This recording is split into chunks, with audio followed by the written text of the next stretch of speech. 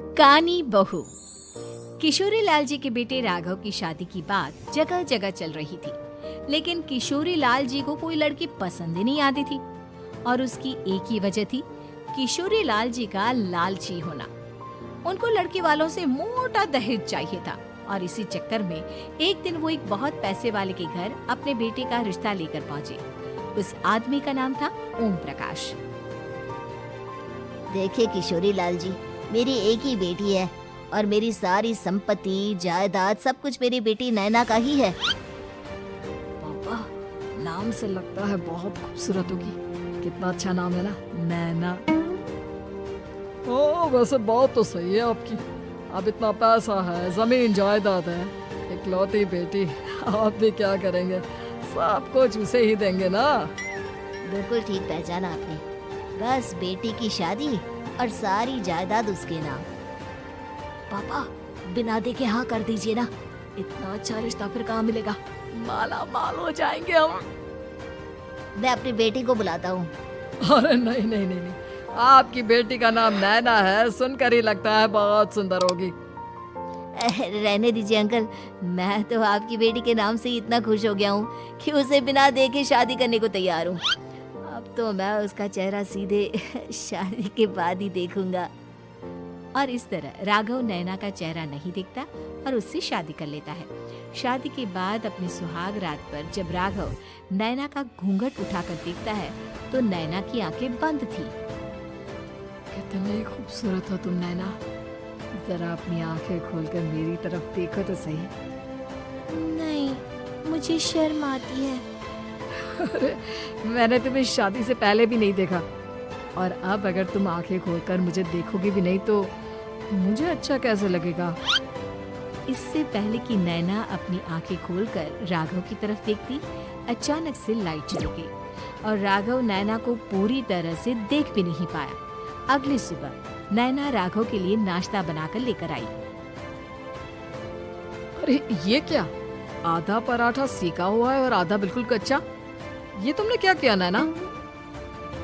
बहू, तुमने क्या आधा पराठा तवे से नीचे लटका कर रखा था जो आधा सिका है और आधा कच्चा? मुझे जितना दिखेगा उतना ही तो सीखूंगी ना पापा जी। जहाँ जहाँ मुझे नजर आ रहा था वहाँ मैंने सीख लिया, जहाँ जहाँ नहीं दिखा वहाँ कच्चा रह गया होगा। इसका क्या मतलब है? ये कैसा मजाक कर रही है तुम? अरे बहू, तुमने इतना लंबा घूंघट क्यों लगाया हुआ है? देखो, हमारे घर में बहुओं को बेटी की तरह रखा जाता है और फिर तुम तो इतना सारा माल लेकर आई हो। देखो, ये घूंघट डालकर रखने की कोई जरूरत नहीं है। हाँ नैना, पापा जी ठीक कह रहा है, तुम तो आराम से रहो, अपना ही घर समझो। नैना अचानक से अपना घूंघट उठा लेती है। अरे ये क्या पापा, नैना की तो एक आंख फूटी हुई है। नाम से नैना, लेकिन ये तो कानी बहू निकली। मेरे साथ धोखा हुआ है, धोखा। बिना दिखाए अपनी कानी लड़की मेरे संग ब्याह थी। मुझे कानी भी नहीं चाहिए। मुझे अभी ओम प्रकाश जी से बात करनी पड़ेगी। आखिर उन्होंने मेरे साथ ऐसा किया क्यों? अरे, आप लोगों ने ही तो पापा से कहा था कि आप लोग शादी से पहले मुझे देखना नहीं चाहते। अब मेरे पापा पर क्यों इल्जाम लगा रहे हैं? अरे लेकिन उन्हें बताना तो चाहिए था ना कि तुम कानी हो, एक आंख से तुम्हें दिखाई नहीं देता। किशोरी लाल और राघव नाराज होकर ओम प्रकाश को अपने घर बुलाते हैं। पापा जी, ये आपने क्या किया? शादी से पहले बताया क्यों नहीं कि नैना की आंखों में परेशानी है? अरे, आप ही ने तो लड़की देखने से मना कर दिया था।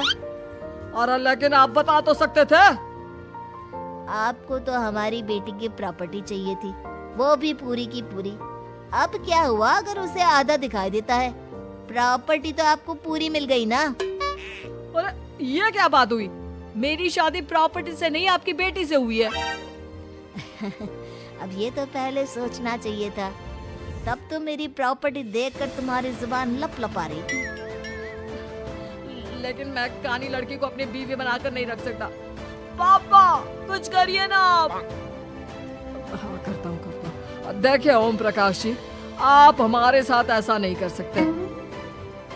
और तुम देखो, अगर तुमने मेरी बेटी से शादी तोड़ी ना, तो जो भी प्रॉपर्टी मैंने तुम्हें दी है वो तो पूरी की पूरी वापस ले ही लूंगा, और आधी प्रॉपर्टी तुम्हारी भी लूंगा। अरे मेरी आधी प्रॉपर्टी भला क्यों लेंगे आप? इसलिए क्योंकि मेरी बेटी को आधा नजर आता है और उसकी नजर अभी तक तुम्हारी आधी जायदाद पर ही पड़ी है। अब तुम उसे घर से निकालोगे तो कुछ तो लेकर जाएगी ना। और अगर हम आपकी बेटी को अपने घर की बहू बना कर रखे तो? तो तुम्हारी पूरी प्रॉपर्टी तुम्हारी ही रहेगी, और जो मैंने तुम्हें दिया है ना, उसमें से बस मैं आधा लेकर जाऊंगा। अरे लेकिन अब आप अपनी दी हुई प्रॉपर्टी में से आधी वापस क्यों लेकर जाएंगे? अगर मैं आपकी बेटी को अपनी पत्नी बनाकर रखने को तैयार हूँ तो? इसलिए ताकि भविष्य में अगर तुम मेरी बेटी को धोखा दो तो उसके पास कुछ तो रहे जो पति का हो। वैसे मेरे पास तो बहुत कुछ है, लेकिन अपने पति की कोई निशानी तो उसके पास होनी चाहिए ना। अब अगर तुमने मेरी बेटी को कहानी कहा तो तुम्हें प्रॉपर्टी भी कहानी ही मिलेगी, पूरी नहीं। जमाए राजा। किशोरी लाल और राघव समझ चुके थे कि वो बुरी तरह फंस चुके हैं और अब उनके पास वहाँ से निकलने का कोई चारा नहीं है। अब समझ में आया ना, लालच बुरी बला होती है।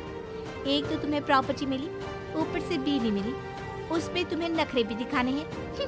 आए बड़ी, चुपचाप बैठो तुम। कुछ दिनों के बाद नैना राघव की कार लेकर बाजार घूमने निकलती है और जब कार लेकर वापस आती है, ये क्या? एक तरफ से मेरी गाड़ी पूरी खराब हो चुकी है। लगता है तुमने मेरी गाड़ी को किसी दूसरी गाड़ी के साथ एक्सीडेंट किया है। अरे कितना बड़ा नुकसान कर दिया तुमने बहू। वो क्या है ना पापा जी, मुझे एक आंख से दिखाई नहीं दे रहा था, सामने से गाड़ी आ रही थी। मुझे तो सिर्फ आधा ही दिखाई दिया और वो गाड़ी मेरी कार से रगड़ती हुई निकल गई। अब मैं क्या करूं बताओ? आप इसे ठीक कराने के पैसे कौन देगा? तुम्हारे पापा? तुमने मुझसे इस तरह से बात की? अभी रुको। नैना राघव की शिकायत ओम प्रकाश को कर देती है। देखो राघव, अब जो मेरी आधी प्रॉपर्टी तुम्हारे पास थी ना, उसमें से आधी और मैं लेकर जाऊंगा, क्योंकि तुमने मेरी बेटी को डांटा। अरे नहीं नहीं पापा जी, गलती हो गई, माफ कर दो। गलती की तो कोई गुंजाइश ही नहीं। अगली बार मेरी बेटी को डांटा तो बची हुई आधी में से आधी और ले जाऊंगा। लालच के चक्कर में हम दोनों ने बहुत बड़ी गलती कर दी बेटा। एक तो तुम्हें कानी बहू मिली और ऊपर से जो माल मिला वो भी काना। इस तरह राघव की हर एक गलती पर ओम प्रकाश उसकी प्रॉपर्टी का आधा आधा हिस्सा लेकर अपना सारा माल वापस ले गया और राघव को कानी बीवी से काम चलाना पड़ा। भाई लालच वाकई में बुरी बला है।